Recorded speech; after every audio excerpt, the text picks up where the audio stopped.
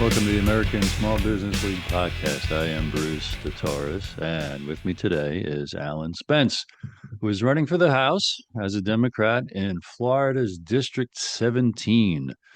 Alan brings over 20 years of experience in financial markets and fintech. His campaign centers on economic prosperity for all, reforming Social Security, and restoring Congress as a check on the executive branch. His website is spence2026.com. Real pleasure to meet you, Alan. How are you today? I'm wonderful. Thank you for having me, Bruce. I really appreciate this. I was very impressed by what I saw on your website. We met because we wrote you a letter about our small business issues, our women owned small business issues. And first, please tell me all about you and why you're running. Sure, absolutely. So, I've not a career politician, so I'm a private individual up until now. I've spent my whole career in finance and technology, and I'm running because I believe that I'm a patriot who believes we need to restore common sense and stability to our economy and our government. My campaign's mission is to bring economic prosperity to the district where I live and to serve as a voice for common sense, bipartisan solutions in Washington, D.C., to save Social Security and Medicare and get our country back on track with the visions of our founding fathers. I'd like to start out talking a little bit about the economy. I think it's kind of the universal issue that affects everyone in the country. And to start off with that, I'd like to talk about tariffs. A big part of my platform is repealing these tariff taxes that have recently been implemented. So the other day, the U.S. government said they're currently on track to collect over $350 billion in tariffs. It's just not a number.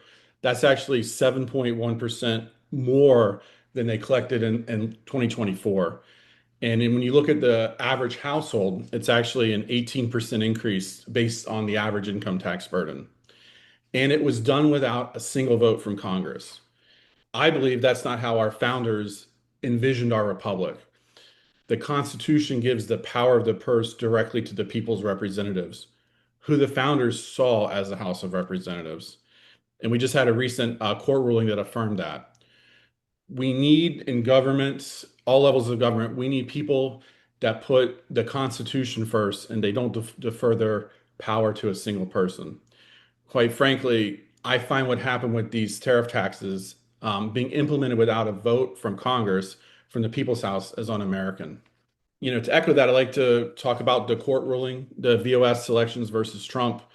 And I quote, they stated in their opinion that the Constitution grants Congress the power to lay and collect taxes, duties, imposts, and excises, and to regulate commerce with foreign nations in Article 1, Section 8. They said tariffs are a tax, and the framers of the Constitution expressly contemplated the exclusive grant of taxing power to the legislative branch. When Patrick Henry expressed concern that the president may easily become king, James Madison replied that that would not happen because the purse is in the hands of the representatives. We as Americans shouldn't be supporting an 18% tax increase on American families that was put in place outside of Congress. We as Americans should not vote back those legislators in who've deferred their power for taxation, international trade that was given to them in the Constitution. We need to return to the founders' vision for a government of checks and balances. And the founding fathers wanted the power of the purse to be in the people's house, as I said before. Beyond tariffs, the economy has a lot of red flags. So I went to school for economics. So I find the economic side of things, that's sort of my the thing that I really care about the most, if you will, one of my North Star issues. Confidence has been slipping in the economy. It's very important for confidence to remain high. But a lot of hedge fund managers are worried because they're seeing foreign central banks selling US treasuries for gold. Price of gold recently hit an all-time high. It's a clear signal that there's a lack of confidence in our economic leadership. And that trickles down to everyday Americans and small businesses because it creates a lot of unnecessary. There's not a lot of certainty in the economy, and it's very hard to plan for the future, whether you're a family or a business. The dollar is down over 10% this year.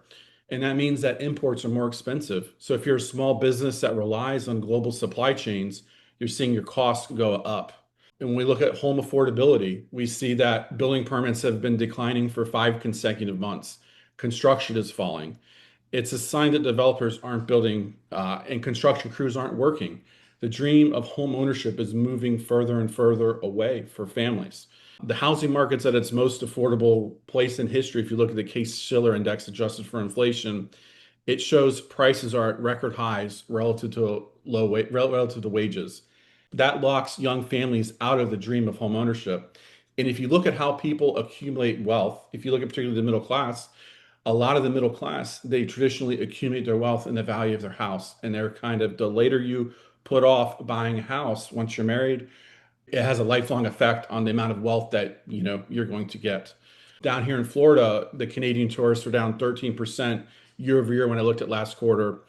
If you look at Las Vegas, hotel occupancy rates are running at two-thirds of where it was in July 2025 when you looked at July 2024.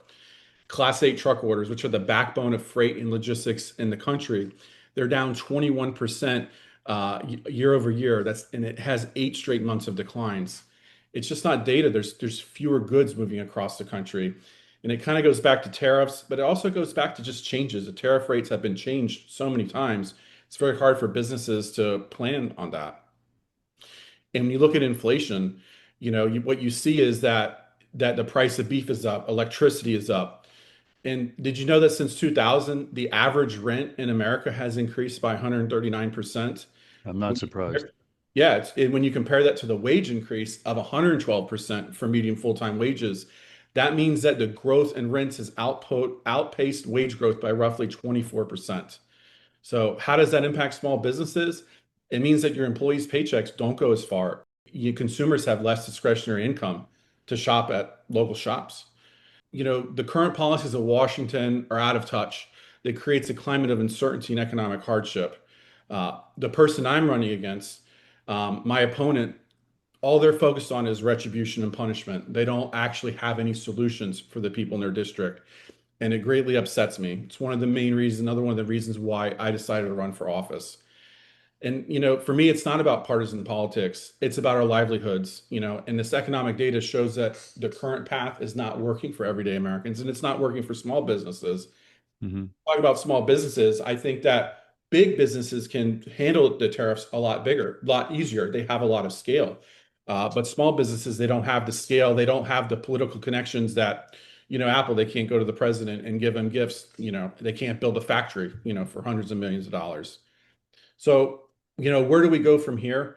Hmm. My campaign is built around, some simple ideas: economic prosperity, civil rights, and a return to the Constitution. So my first priority when I get to DC is to end the tariffs. Congress must take back its power to levy tariffs and regulate international trade. Congress needs to live up to the vision that the founders set when this country was created. Tariffs are a self-inflicted wound in our economy. We also need to work with our allies, not against them, to create stable and predictable trade relationships that benefit all American businesses. Second, would be to reform Social Security and Medicare. So my opponent and his allies, all they talk about is cutting programs, to delaying the retirement age, delaying benefits. That's not acceptable to me. They have no creativity. They don't really have solutions. Social Security and Medicare are the cornerstones of economic stability for the middle class in the United States. Current retirees and current workers, they need to know that those programs are going to be there when they retire. They need to know that they're going to be solvent. And besides retirees, it also helps other people. Let me tell you a little bit about I had a friend in high school and his father died. His mom got Social Security until I forgot what age, I think until he turned 18. But without that money, they would have been destitute, they would have been homeless. So when you think about Social Security, it is about retirees, but it's also about people who parents, die before the kids become of age. We need to take care of our children. We need to take care of our most vulnerable. And then, we need to get back to bipartisanship and moderation. So I'm a Democrat, as you mentioned, but I'm running to represent everybody in a district. If elected, I want to work with moderate Republicans to find common ground. I think that when people compromise, we get good results. And we can't solve problems with an us versus them mentality. We have to get back to the basics: policies that reduce costs, create jobs, grow the middle class, and ensure a stable future for all of us. My opponent has shown he doesn't even care about the people he represents. He won't even hold a town hall. there's a nonpartisan group here that's very frustrated by where I live, and they've tried to have invite him for town halls. So they kind of got frustrated recently, and they held what they call an empty seat town hall.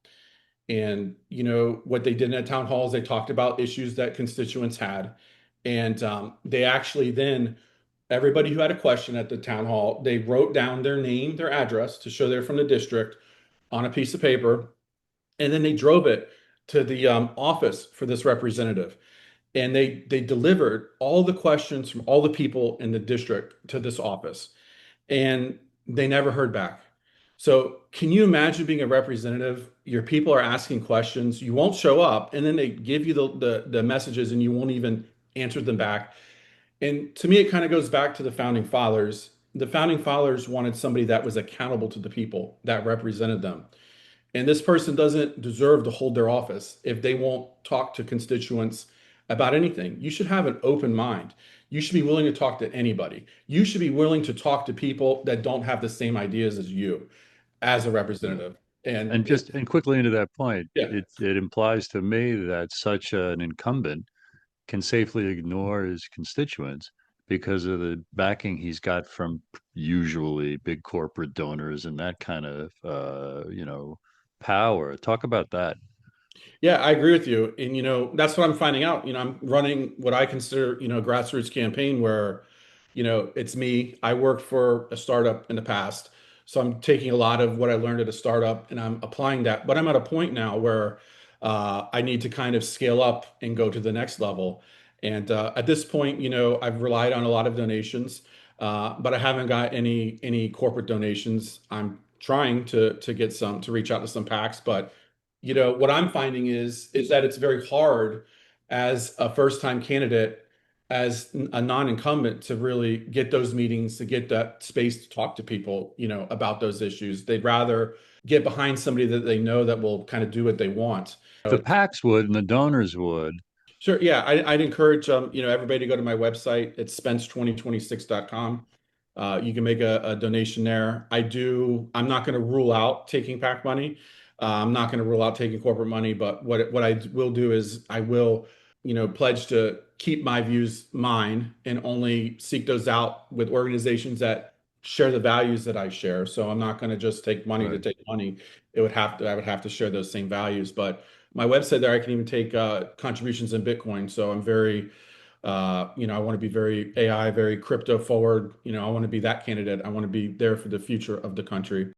Would you talk a little bit about your career, your experience, your Sure. financial, I'm going to say mastery is what it looks like to me, that uniquely qualifies you to do the work of a representative? Yeah, so it's important to note that the founders set this job up. You didn't have to be a politician. So, I do get questions all the time. Well, maybe you should start out with state legislature, or maybe you should do this or that or local. And there's another way of thinking that, you should run to where it's the things that you care about the most, where you think you can make the change. And for me, I find that to be currently at the federal level. Um, but I started out, I went to college at University of Tampa, University of South Florida. I graduated from there. I had an internship at a discount brokerage firm. So first of all, I went to school for history, and then I realized that I would have a hard life pursuing my passion, which was history. And then I actually switched to economics during college, and I worked at a branch, and I really liked finance, and I decided that was something that I wanted to pursue. And I worked as a stockbroker at the branch there. And then after that, I worked at a call center dealing with active like traders. And then after that, I went to work for a regional broker dealer, we'll say. And I spent 13 years there, and I worked on the trade desk. So I ran their trading desk for financial advisors calling orders in, for money managers, talking to market makers, talking to buy side clients, talking, to everybody about, their orders, answering questions about how the market works, why their order didn't get filled. Hey, I'm trying to buy it at 10 and it traded below my price. Why didn't I get my order executed? What happened here? I was working large orders, working rebalances for model portfolios. And then I decided I wasn't being challenged enough. I wasn't learning. It was sort of the same thing day after day after day. And then I worked for a startup for 3.5 years, and that was a very it's very hard to take work for a big company and to go and then work for a smaller company, particularly a startup.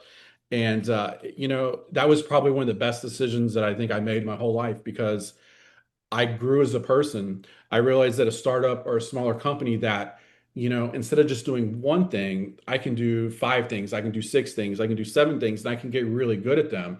And I built a team there. The company went from when I started there, we had 30 million in assets, and by the time I left there, 3.5 years later, we had over 3 billion in assets. So that kind of growth is not easy. You work a lot. It's not a 40-hour job. So in that sense that I think that I'm going to outwork anyone, I'm not going to, I'll be able to outwork anyone. I've been working a lot. And even now I work for a clearing firm on Wall Street. And, we'll call it a tech forward clearing firm where other broker dealers we clear their trades. So right now I handle the best execution program, the trading systems, answering a lot of the same questions about options. One of the kind of projects we just did recently was we built out overnight trading. So U.S. stocks trade overnight in the U.S. So we built that out. We hired somebody for that. Talk about what you want to do for the district. Talk about more, like the human stuff, because there's enough of that on your site to really, it's very appealing. It's very, and it's grounded in your appreciation of the founding ideals. Talk about those kind of things, please. Sure, yeah, absolutely. Yeah, one thing I'll mention too, my opponent's a career politician. We need somebody from the private sector to make things better. But outside of that, yes, civil rights are extremely important to me. And I actually have a whole section on my website under community action. And I have a problem with how what ICE is currently doing. There's a lot of U.S. citizens out there whose Fourth Amendment rights are violated. ICE is busting down doors without warrants. There's people getting dropped off to go to work, and somebody grabs them and tackles them, and the officers refuse to identify themselves, tell them they need a warrant, and they get arrested, purely by how they looked. There's an interesting story, a gentleman named George Retes that's got a lot of news, and he's an Army veteran, and he went to work in Southern California as a security guard at a farm, and he got to work. ICE was there. He said, "Hey, can you let me through? I'm trying to go to work." They were doing a raid on the road on the way to work. They wouldn't let him through. They tear gassed his car. They broke his window and they dragged him out of the car. And he sat in a jail cell for 5 days. He was telling them he was a citizen. He was begging them that he was going to miss his daughter's third birthday. And they didn't let him out. They let him out after 5 days. His family had no idea where he was. Can you imagine that? You're planning a third birthday party for your kid, and then your partner just goes missing, you know? And so he missed his daughter's third birthday party. They didn't know where he was, and he got out 5 days later. He was tear gassed, and if you've ever been tear gassed, you need to take a shower, you need to wash your clothes, and he didn't get to do any of that in there. That's just one example. So I have several examples of that on my website.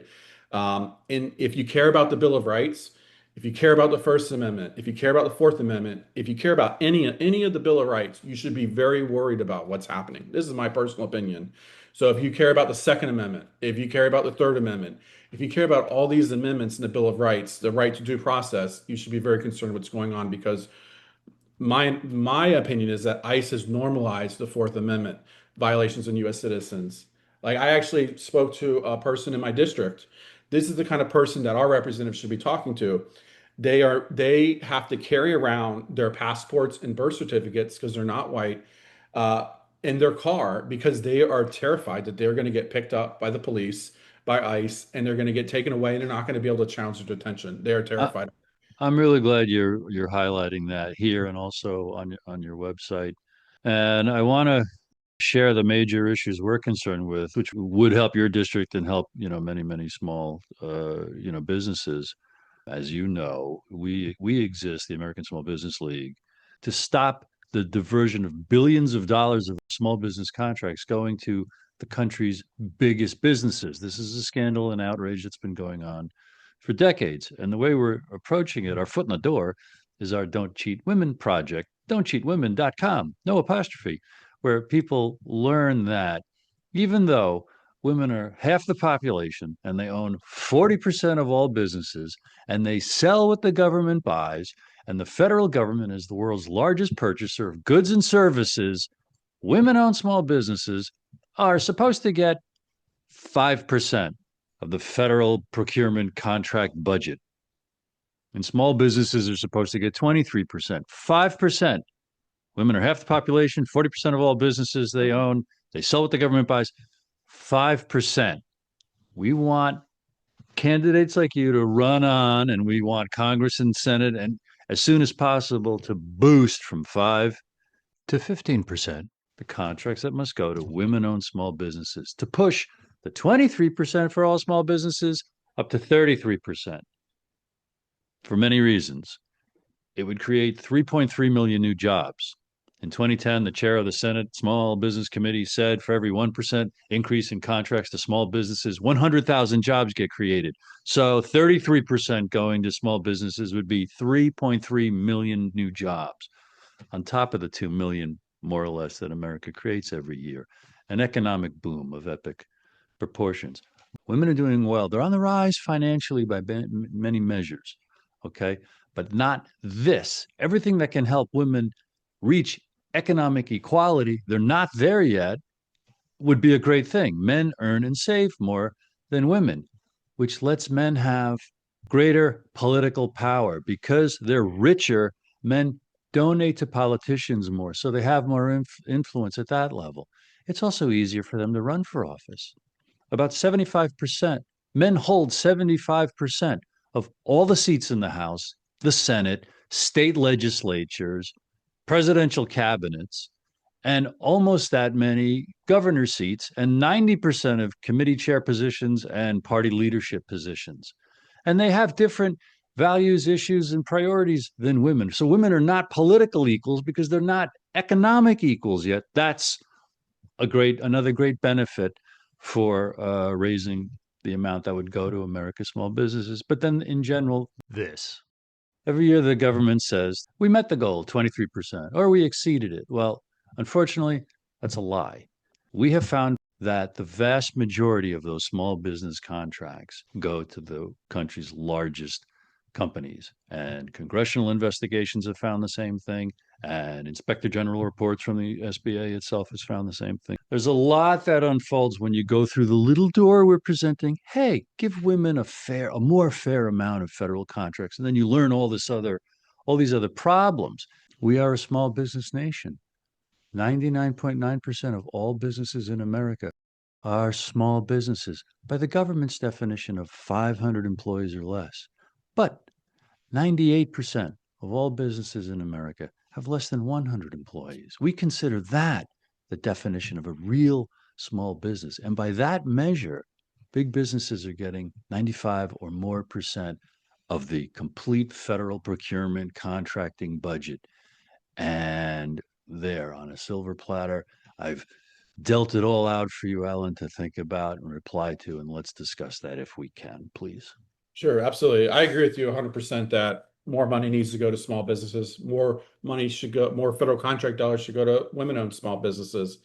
And the bottom line is that when the government is giving these contracts to large companies, there's not a lot of economic impact that goes into it because they're going to just increase the dividend. They're going to do a share buyback.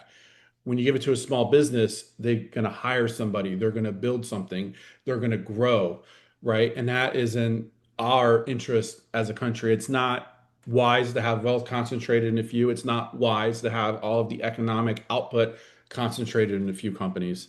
So I wholeheartedly agree with you. And I wholeheartedly agree that the 500 is too big for us, the definition of a small business. This morning, I was listening to a Wall Street Journal podcast, and they said there was a survey out that women are more uncertain about the economy than men are. I think it goes to a lot of the issues that you were talking about. They don't have that economic empowerment. They don't have the political empowerment because they don't have the economic empowerment. So, yeah, I would 100% take that pledge to work towards that. And I would also say that 500 is too big for what is a small business in this country. That's a pretty big business, when you get to 500 people. Thank you. What led to and when did you make the decision to throw your hat in the ring for a seat in Congress? Well, I wasn't, I used to be a Republican. I quit being part of the Republican Party after January 6th because I felt like the biggest thing in America is the peaceful transfer of power. That's what our country stands for. And I wasn't happy with the past election, and I don't want to be just some angry person online. I want to try to focus myself and make a change. What did it for me, and this is kind of it's kind of out of the ordinary, is that there were these military bases. There was a Fort Polk in Louisiana that was named after a Confederate general. And there was a bipartisan effort in 2022 or 2023 to rename that. And I'm a history guy. Like I said, I was going to school for history, and I'm particularly fascinated by World War I history. So there's this unit called the Harlem Hellfighters, and Henry Johnson is their kind of most famous soldier. These were men from Harlem that volunteered for a country that fully didn't believe in them or treat them as equals, but they went to fight because they wanted to prove their worth. And he got into an engagement. Him and his buddy were in a foxhole, and they got attacked by over 20 Germans. Grenades. His buddy was wounded. They tried to carry his buddy off. He shot one. He hit one over the head with his rifle butt. He took his bolo knife, which is like a giant knife they gave people at the time, and he hacked. He hacked and hacked and hacked away, and he fought off a patrol of more than 20 men all by himself. And he was wounded. He died destitute. He got the French Cross de Guerre, and he died destitute. The country never really appreciated him, and he suffered his whole life with injuries, and he died young and destitute. And then we finally gave him some honor back. We named this fort that was named after a Confederate general to Fort Henry Johnson, somebody that did get the posthumous Medal of Honor by President Obama. Uh, and then the first thing that what happened when the power changed was they changed the name of the fort back to Fort Polk. And that's like ripping the metal off his chest from the grave. That's not how we treat veterans. It's a disservice. That really, really frustrated me. So that kind of combined with this don't not holding a town hall, our people here deserve an alternative to what they have.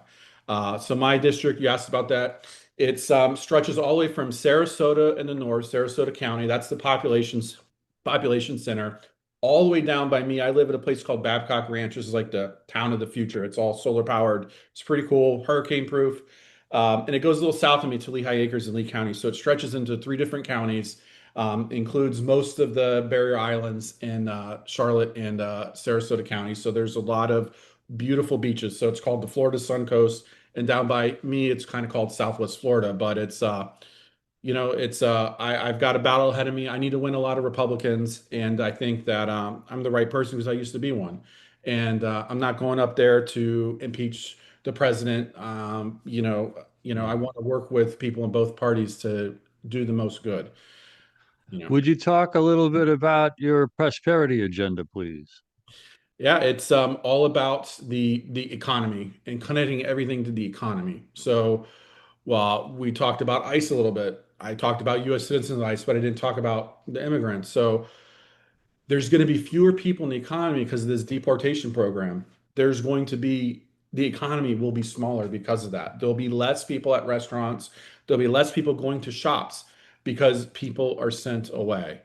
I have a plan to reform Social Security. I haven't announced that yet, but I believe my plan, after it's been implemented for a full 10 years, we'll be able to lower the retirement age by 2 years. So I look forward to, talking more about that in the future. The tariffs, we talked about that. We want to repeal those. It's too much of a tax increase without congressional approval. So to me, it's all about the economy. It's about tourism. Like, so we had a so Canadians, the Canadians are down in Florida because we're talking about annexing them. Like, we have to stop that talk. There's a boycott in Canada against the United States and American products. We need to stop that. It does not help anybody. And I feel like the president would be less bold about that if he didn't, his party didn't control both houses of Congress. So I think for our government to work right, we need a divided government, but we need people that aren't just going to stop everything. We need people that are committed to working together. Like, I remember when I was younger, the big thing was the Gang of Six bipartisan senators. They would talk, they would solve problems. Like, that's what we need. We need to get back to that. And that's what I want to do. I want to loyalty to the country over loyalty to a political party or person is kind of also what I'm about.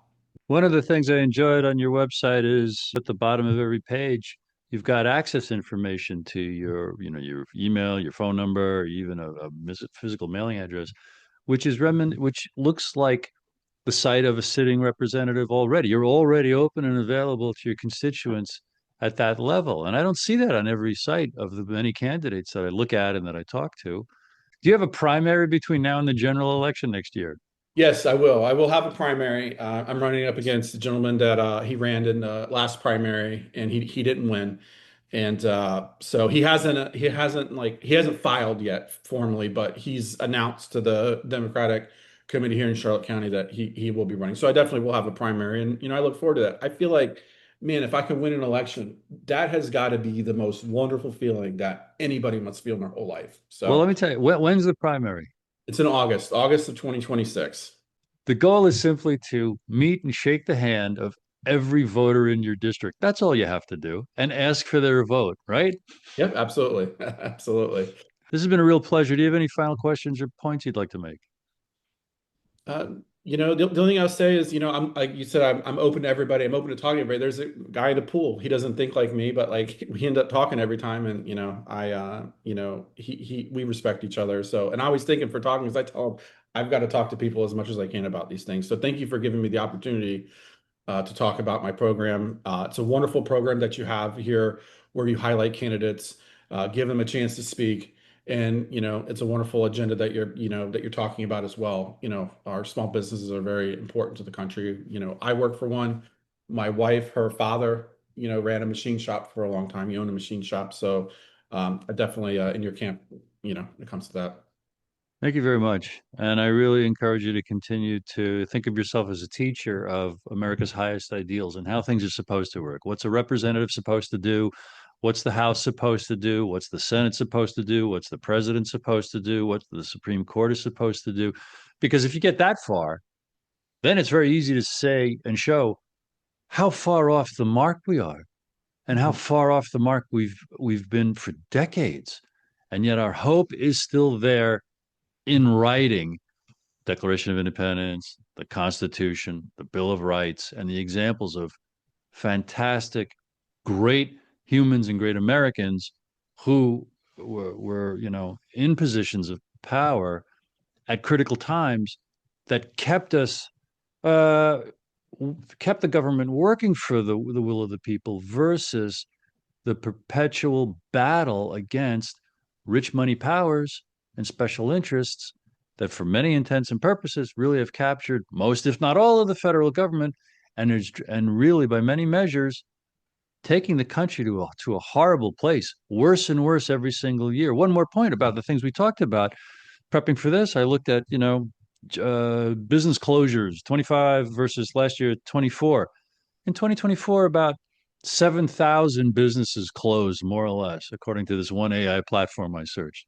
This year, it's on course for 50, twice as many, 15,000 businesses to go out of business. And that's in the context of what you're rightly highlighting is a lot of this can be laid at the feet of these tariffs, the tariff confusion, tariffs as a weapon, punishment, retribution, all that stuff that you're presenting yourself as a great, calm, mature, kind, positive, optimistic alternative. And best success to you, Alan. Thank you very much. I appreciate your time. Likewise, with me, Alan Spence.